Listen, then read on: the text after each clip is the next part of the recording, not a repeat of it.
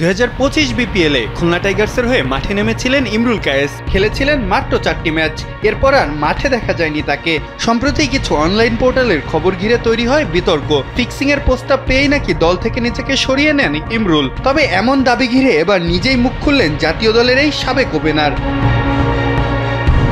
মঙ্গলবার সন্ধ্যায় নিজের সামাজিক যোগাযোগ মাধ্যমে দেওয়া এক পোস্টে ইমরুল জানান, তার নামে প্রকাশিত সংবাদটি মিথ্যা ও উদ্দেশ্য প্রণোদিত।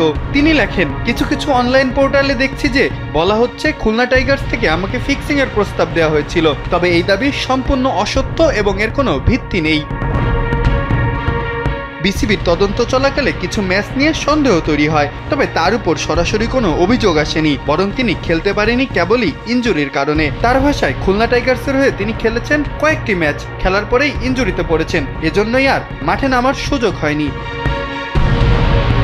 প্রসঙ্গত 2025 বিপিএলে ইমরুল কায়েসের পারফরমেন্স আলোচনায় আসার মতো ছিল না, তবে হঠাৎই এমন সংবাদের কারণে আলোচনায় চলে আসেন তিনি।